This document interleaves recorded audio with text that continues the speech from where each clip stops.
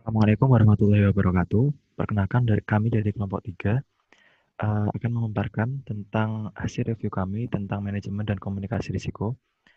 Anggota kelompok kami ada Fahrul Rizal Ahmad, Maulida Jusniawada, dan Nova Amanu. Oke, lanjut.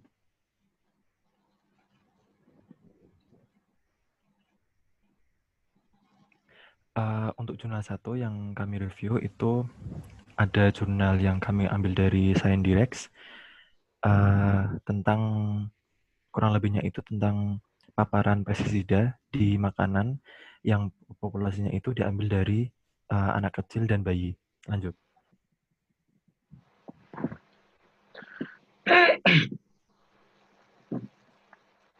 Masuk ke latar belakang tentang jurnal 1 bahwa masalah utama yang melatar belakangi adanya kajian pada jurnal ini yaitu bahwa anak-anak dan bayi di bawah umur itu yang pada kelompok umur 3 tahun lebih sensitif terhadap beberapa zat kimia karena risiko intake makanan dengan berat badan yang tinggi, serta daya tahan tubuh yang belum matang.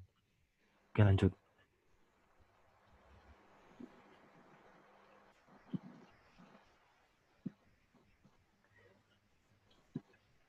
Kemudian latar belakang yang kedua yaitu ada metode yang digunakan dalam kajian ini.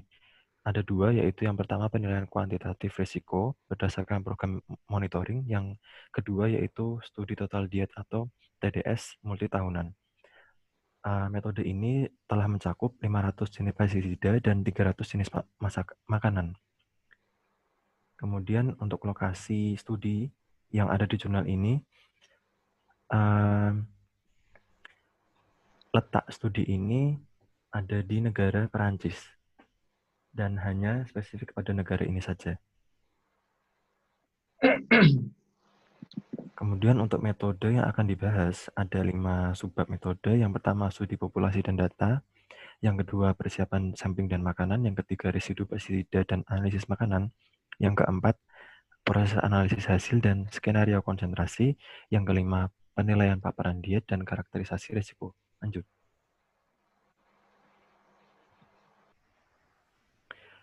Untuk metode yang pertama, dipaparkan bahwa populasi sampel yang diambil sebanyak 705 bayi dan anak-anak. Di sini berat badan populasi juga ditimbang, sementara ada 4 klaster populasi. Yang pertama, kelompok umur 1 sampai 4 bulan, kelompok 2 itu 13 sampai 36 bulan, kelompok 4 yaitu 5 sampai 6 bulan, kelompok 5 yaitu 7 sampai 12 bulan. Lanjut.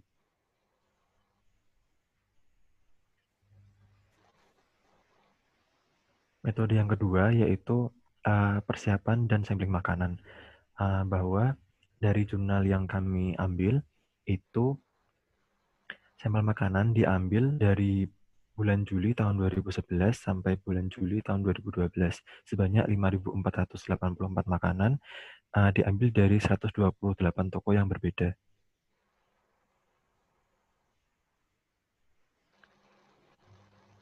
Metode yang ketiga mengenai residu pestisida dan analisis makanan. 84 jenis pestisida menjadi prioritas dalam kajian yang ditentukan berdasarkan profil toksikologi dan teori paparan.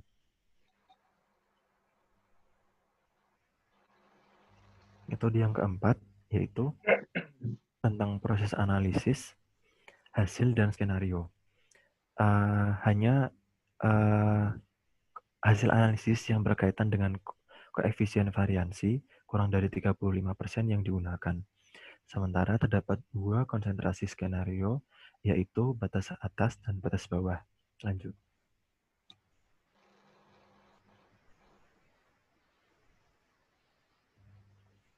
Kemudian untuk metode yang terakhir, ada penilaian paparan diet dan karakterisasi risiko. Di sini berlaku rumus EIJ sama dengan sigma N, K sama dengan 1, CIK dikali LKJ dibagi dengan BWI. Untuk apa itu keterangan-keterangannya bisa dibaca di bawah.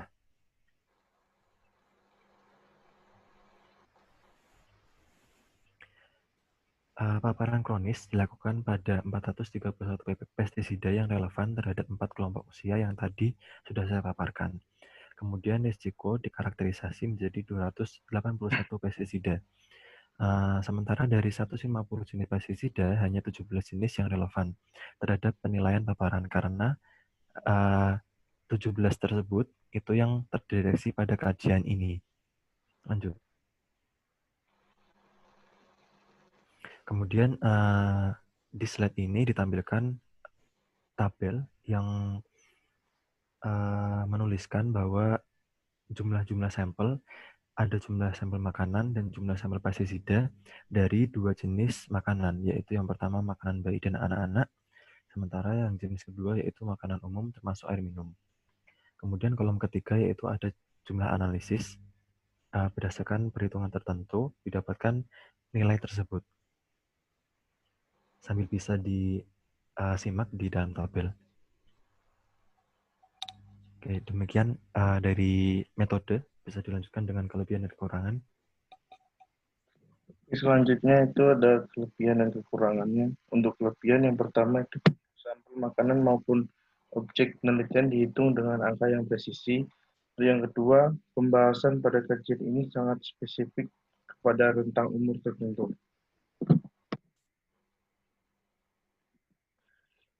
Kemudian untuk kekurangannya itu ada satu, penelitian dilakukan di negara Prancis yang tergabung dalam Uni Eropa, yang mungkin memiliki peraturan berbeda dengan negara lain, sehingga relevansi penelitian perlu disesuaikan dengan keadaan negara masing-masing. Kemudian untuk jurnal yang kedua itu berjudul Analisis Risiko Kesehatan Lingkungan Pajanan Particulate Matter PM10 pada pedagang kaki lima akibat aktivitas transportasi, studi kasus Jalan Kaligawe, Kota Semarang. Latar belakangnya yaitu di Indonesia pencemaran udara mencapai tingkat mengkhawatirkan dan terus mengalami peningkatan di setiap tahunnya. Transportasi merupakan faktor penting yang dapat memicu terjadinya pencemaran udara di kota-kota besar. Sektor transportasi merupakan sumber utama yang menyumbang 70% dari total pencemaran udara. Sumber pencemar aktivitas transportasi yaitu PM10 yang merupakan partikel udara dalam wujud padat yang berdiameter kurang dari 10 mikrometer.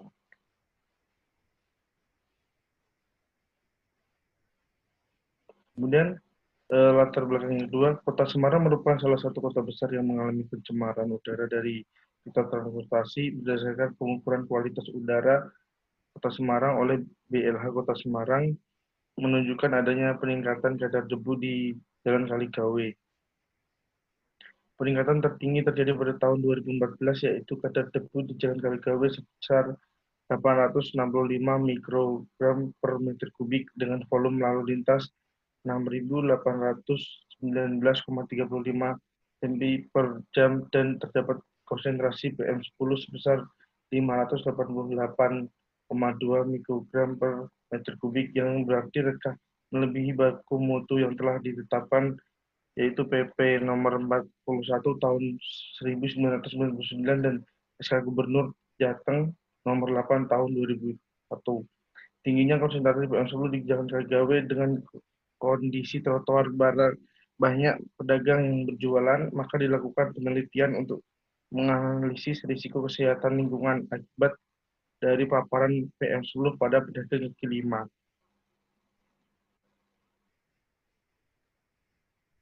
Kemudian untuk lokasi studi kasus itu di Jalan Kaligawe atau Jalan Semarang Demak, tepatnya di Kota Semarang.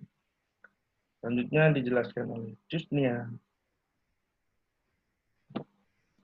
Selanjutnya yaitu ada metode penelitian di mana metode penelitian ini menggunakan analisis risiko kesehatan lingkungan.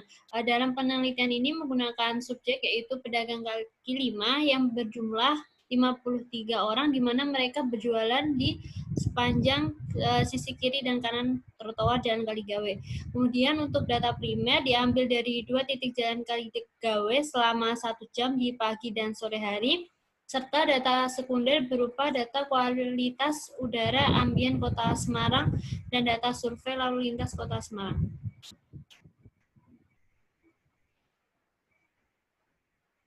Selanjutnya, ini ada tahapan metode penelitian, yaitu ada identifikasi bahaya, analisis dosis respon, analisis pajanan, dan karakterisasi risiko. Yang pertama, identifikasi bahaya. PM10 memiliki sifat non-karsinogenik dan karsinogenik, dan pada penelitian ini disimpulkan bahwa pajanan PM10 memiliki efek yang bersifat akut dan kronis. Selanjutnya yaitu ada metode penelitian analisis dosis respon, di mana nilai konsentrasi referensi atau RFC diturunkan dari baku mutu oleh WHO, dan berikut merupakan rumus dari RFC. Selanjutnya yaitu ada analisis pajanan.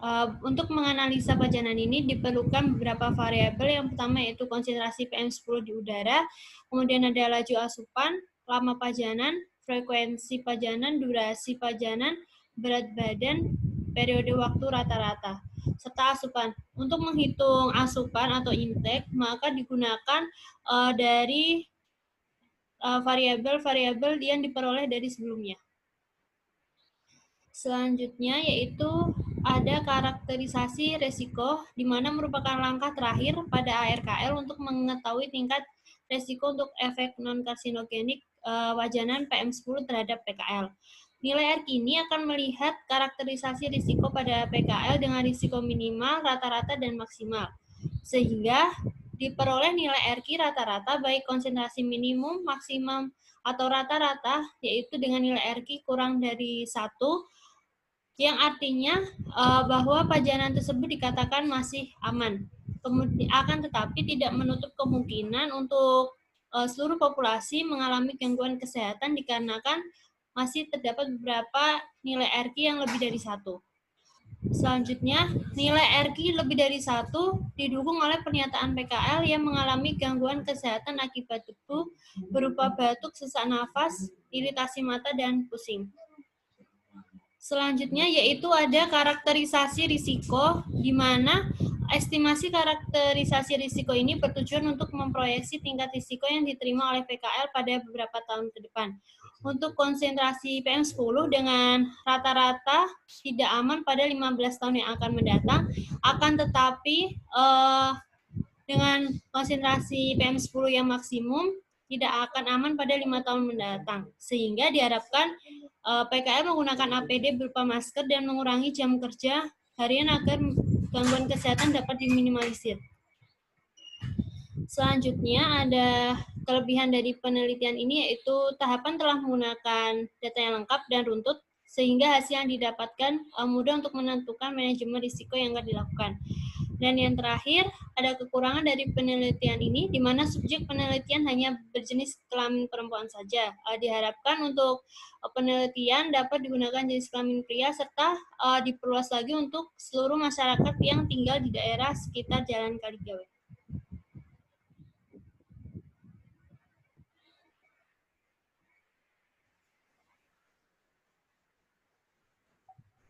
Baik, demikian presentasi dari kami. Terima kasih telah menyimak. Mohon maaf atas segala kekurangan. Wassalamualaikum warahmatullahi wabarakatuh. Waalaikumsalam warahmatullahi wabarakatuh.